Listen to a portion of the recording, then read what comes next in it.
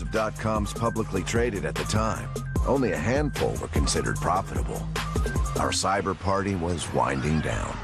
Any internet company suddenly was getting funded by a venture capitalist, and many were going public without having any, kind of profits whatsoever. Not so. A global star search engine. There was Cindy Margolis, the woman who paved the way for every Kardashian, Jenner, and enterprising Instagrammer to come. The most downloaded girl on the internet, Cindy Margolis, was a big deal. Cindy Margolis, queen of the internet. It was the... Nice dress. Thank you. All for you. Cindy Margolis was an internet siren in a PG-13 way. She didn't undress. She was a very glamorous woman who became extremely popular, like a and I always wanted to be somehow in entertainment. I was on The Price is Right, pointing at refrigerators. Cindy has with her a charming... Never forget it. But AOL was graphic.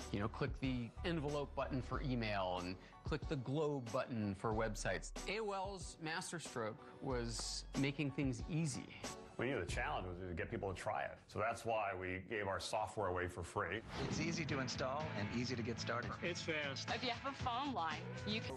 But not as exciting.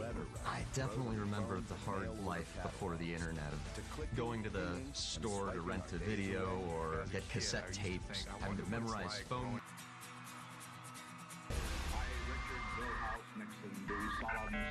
All the elements are present for one of the most sensational murder trials in American history.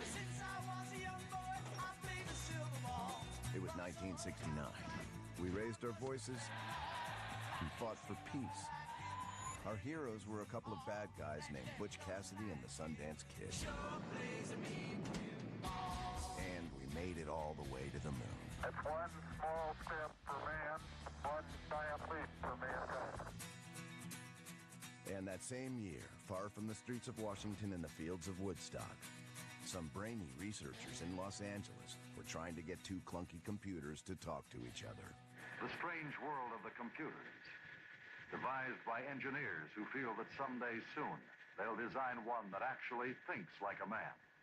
In the 1960s, there were only a few really powerful computers in the world. These big universities, they had giant computers. I mean, we're talking room-sized that had to be cooled down. People were already doing plenty of computing. It's just that the computers didn't talk to each other yet.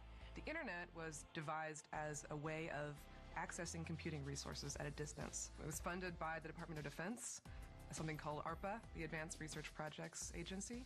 ARPANET was the original internet. The internet started out as a project run by the military, but it wasn't a military project. It was more like they were investing in the future of, infrastructure and research in the U.S. The original purpose was to share actual projects and for teams to be able to communicate between researchers at universities. UCLA was one of the very first that connected. On October 29, 1969, engineers at UCLA made history, sending the first message ever transmitted by a computer to their partners at Stanford. That message, LO. They got two letters out, which is not quite Watson, come here, I need you.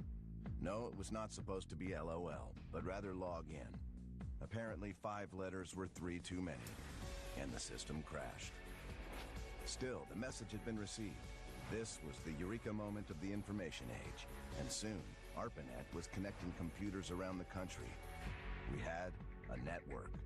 ARPANET started to open up from being just universities to being private companies, Boeing, Lockheed, Martin Marietta. The technology began to spread. But it was a new kind of message that would define this growing network: electronic mail. By the mid-70s, email accounted for 75% of all the traffic on ARPANET. Email was an ad hoc add-on. We just added it in. And suddenly, it dominated the traffic in the internet. As soon as email became a feature of the network in 1972, it instantly went from being this computing resources project to a communications technology, and it's really never gone back. Queen Elizabeth would become the first head of state to ever send an email, long before a president or anything like that. How's my corgis? What have you done with my dogs? There's no way that any of those early internet pioneers could have anticipated what the internet would have become. It's really the commercialization of the internet in the 90s that allowed it to reach the level where we are today. In the 90s, the world got wired. But in the beginning of the decade, we were still off the grid. In 1990, America's leading internet service provider had a modest 600,000 customers. And if you were one of the chosen few surfing the web, you probably had to explain why your home phone always had a busy signal.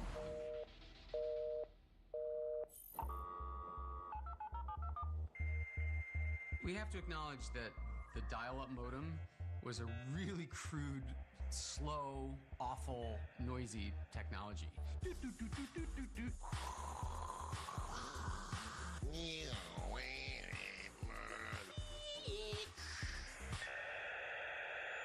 Getting on the internet was a pain in the ass. My first ever modem was a 9600K baud modem, and at the time, it was the fastest. What it meant was you could send an email in less than 30 seconds. I remember uploading files or trying to download files, and us sitting there staring at the screen, and we decide to go to dinner while it's uploading or downloading because it's going to take 6 hours. It was a very rough, bumpy start. I didn't care how long it took. The fact that I was getting something somewhere else was amazing to me. Even by 1993, only 0.2% of the world's population was on the internet. The White House didn't even have a website yet. But by 1997, nearly 1 in 5 Americans were dialing in. How did that happen? Who got America online? You might want to watch television to be entertained. They might drive to the mall to buy a product. You can do all that in better ways on the internet. Most people back then didn't know what the internet was, really didn't care about it. You know, the general sense was, why would anybody sit down with a computer on it with a keyboard and type a message? AOL wasn't the first pay-by-the-hour internet service. There were things like CompuServe already out there, but they're really technical. You had to memorize commands, type out codes. I was on CompuServe. I had my ID. It was like 71635,337. So I became 73.773.143 at CompuServe.com. The most memorable, I never forgot it. But AOL was graphic. Click the envelope button for email and click the globe button for websites. AOL's masterstroke was making things easy. We knew the challenge was to get people to try it. So that's why we gave our software away for free. It's easy to install and easy to get started. It's fast. If you have a phone line, you can go online. Disk became such a central part of our marketing strategy. We started testing, sending it directly to people by mail, and the results were spectacular. And so we kind of slammed down the accelerator, and that's when the idea of a carpet bombing of AOL free trial disk became part of the vernacular. I tried America Online. How could I not, with all those CD-ROMs being mailed to me on what seemed to be a continuous basis? There was a time in the 90s when 50% of all CDs in America said AOL on. No matter where you went, suddenly the AOL free trial discs were there. I don't think there was anything we didn't try. At one point, we were bundling our AOL free trial discs with frozen Omaha steaks. It was out of control. It was a laughingstock, the carpet bombing of those CDs, and yet it worked. AOL's $300 million disk blitz worked.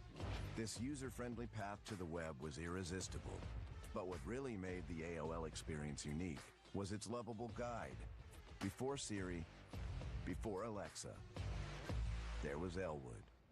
Welcome. Welcome. And hopefully, if you're very lucky, you might hear the, "You've got mail." You've got mail. "You got mail." And then, kind of optimistically, File's done. Nice try. But here's how it's done. Welcome. You've got mail. File's done. Goodbye. On those early days, we kept trying everything we possibly could do to make people more comfortable. One idea was having a voice welcome you. My wife, Karen, was a customer service rep for AOL, and Karen volunteered me. So I got a little Post-it note and wrote down a bunch of things, welcome, and you've got mail, and some other things. On a cassette deck in my living room, I recorded, "Welcome, you've got mail. File's done. Goodbye." Only did each one once. She even brought a little cassette tape back the next morning and listened to his voice. We said, that's perfect. Suddenly, there was one of the most kind of recognized voices in the world. My voice was heard approximately 35 million times a day. You've got leprosy. Leprosy! I don't think anyone had any idea that me saying "You've got mail" would become what it became. The voice I did for The Simpsons, I was the part of a virtual doctor. Goodbye. Me being the voice of the internet, it's certainly been a fun ride. I can't complain. America Online is becoming the General Motors of the internet. When we went public in 1992, the market value was $70 million. By 1999, it was $116 billion. It was the best performing stock of the decade. As people logged on to the internet, investors caught on to the trend too. $1,000 in America Online has turned into more than $7,700. We took what was a very complicated, hard to use, hard to navigate system in the mid-90s and made it super friendly, super accessible so everybody could be connected. And we evangelized the idea of the internet to get all kinds of companies to invest in the internet. So what began as an experiment would lead to the most transformative period in our history. An era that would bring wealth, fame, Catch him, Derry. and infamy for some, and a new way of life for all. But first, we would see this modern technology expose our age-old weaknesses. Hubris, greed, and decadence would bring about the rise and fall of the .com. Apartheid had finally been abolished. The Pathfinder had landed on Mars. And with new internet technology at our fingertips, we were wired and filled with optimism. Traffic on the information superhighway has become wall-to-wall rush hour. 15 million new internet users this year. And of course, that highway led straight to Silicon Valley.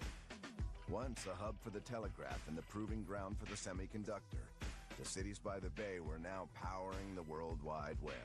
So tech-savvy pioneers headed west to stake their claims in the new California gold rush. Everybody in America was moving to San Francisco, buying those Aeron chairs, and getting a foosball table. Suddenly, just having the .com was valuable. Just having a catchy name and a .com that was easily brandable was worth millions. We saw some really great entrepreneurs jump in there quickly and grab a domain name without a business plan, without any kind of technical concepts, and raise millions of dollars. It became like old Hollywood, where the person you're talking to, they're looking over your shoulder, looking for the next big deal, looking for the next star. The culture of Silicon Valley, they really got caught up in it, and all the VCs just made obscene amounts of money. The idea was you had to get to scale as fast as possible. You didn't have to make money. You had to spend money, lots of it, so that you could get a foothold. And having gotten a foothold, you could eventually figure out how you were going to make money. And that meant that things were going crazy. It was a wild, wild west. It was a race for the prize as hordes of hungry entrepreneurs saw the web's endless possibilities for enrichment and riches. Most people think that they're getting in on the ground floor of an industry that will transform the way America does business, maybe the way the world does business. One of them was an Indiana alum who had recently moved to Dallas and desperately wanted to listen to his alma mater's basketball games. Up until that point, we would literally have somebody in Bloomington, Indiana, hold a speakerphone next to a radio that was playing the game, and on the other side, we would have our six-pack of beer and listen to the game. Now, with the internet, it was like, ding, ding, ding, ding, ding. There had to be a better way. You know, trust me. They're like, what the hell are you even talking about? I'm like, it's not going to cost you anything. I'll do all the work, and we'll see what happens. We bought two $29 VCRs and a bunch of 8-hour VCR tapes. We would connect it up to their boards. It would record the Norm Hitzges show for 8 hours.